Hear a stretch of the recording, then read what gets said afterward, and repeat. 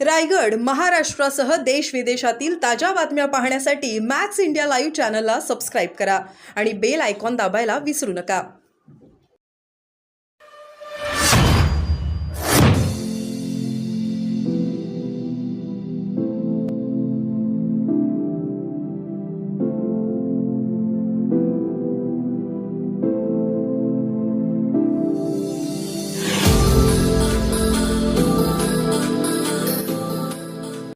आज आपल्या कोल्हापूरच्या पावनभूमीमध्ये कर्जत तालुक्यातून आणि जामखेड तालुक्यातून तिथं असणारे सर्व स्वाभिमानी नागरिक इथं आलेले आहेत। त्या सर्वांनी मिळून स्वाभिमान महापुरुष यात्रा अशी त्यांनी काढलेली आहे। याच्यामध्ये सकाळी संत श्री बाळूमामांचं दर्शन या सर्व नागरिकांनी घेतलं।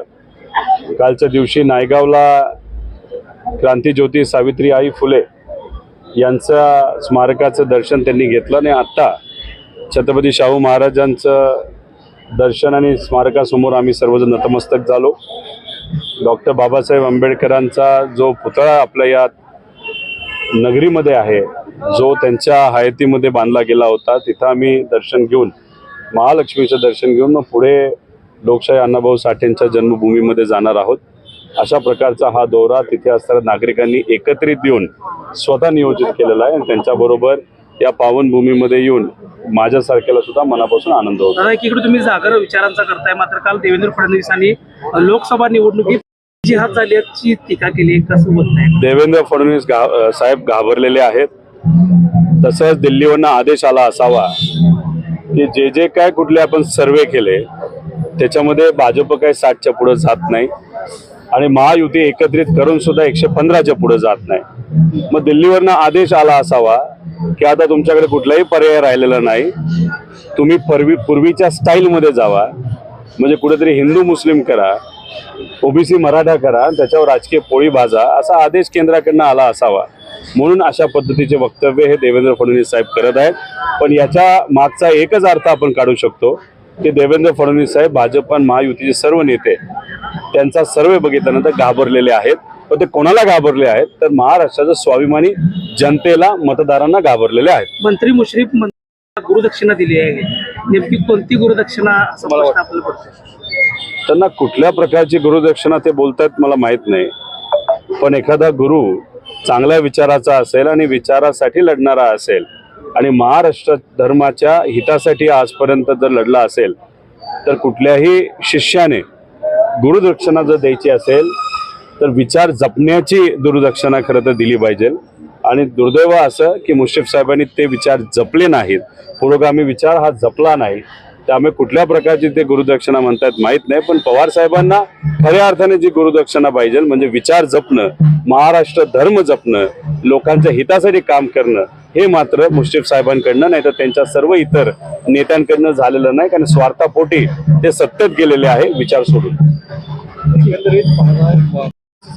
एक तर 30-40% मुला मुलींपर्यंत गणवेश पोचलेले आहेत, पण गणवेश पण जर तुम्ही बघितले तर वेडेवाकडे शिवलेले गणवेश आहेत। लहान मुलाला म्हणजे पहिलीतल्या मुलाला 5वीतला गणवेश आलेला आहे, मग फ्रॉकची जरूरत नाही असं काहीतरी कुठेतरी काही प्रमाणात झालेलं आहे आणि अजून 60% मुला मुलींना गणवेश पोचले सुद्धा नाही।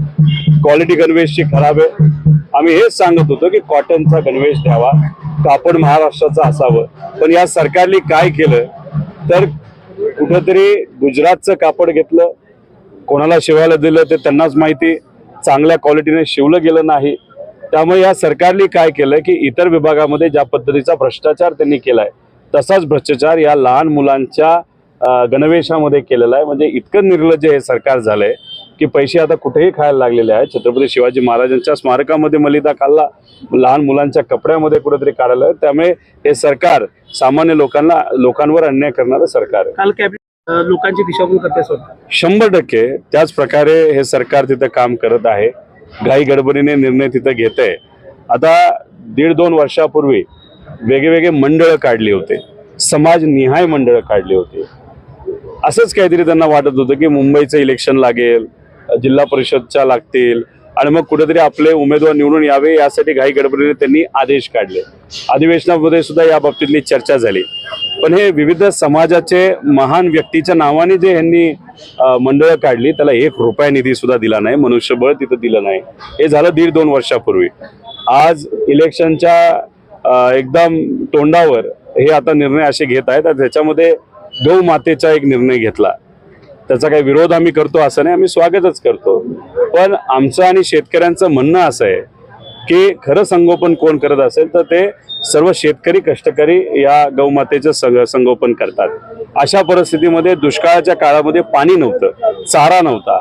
त्यामुळे शेतकरी गौमाता सुद्धा या सरकारकडे लक्ष देऊन होते की त्यांना अन्न मिळेल, चारा छावण्यास कुठेतरी सुरू होतील. पण 6 महिने 5 महिने दुष्काळ असताना एक सुद्धा चारा छावणी या सरकारने तिथं काढली नाही. आणि कुठं कधी काढली तर जून महिन्यामध्ये पाऊस सुरू झाल्यावर काढली. लंपीचा प्रादुर्भाव मोठ्या प्रमाणात वाढलेला आहे. दूध जे काही अनुदान मिळतं ते वेळेवर मिळत नाही, अपुरं आहे. त्यामुळे या दृष्टिकोनातून जर या सरकारच्या भावना बघितल्या, जेव्हा गौमाता खऱ्या अर्थाने अडचणीत होती त्यावेळेस मात्र या सरकारने मदत नाही केली. पण आता सरकार अडचणीत असल्यानंतर गौमाता मात्र या सरकारला आठवते. म्हणजे हे हास्यास्पद आहे आणि कुठेतरी स्वार्थी राजकारण आहे असं आपल्याला म्हणावं लागेल.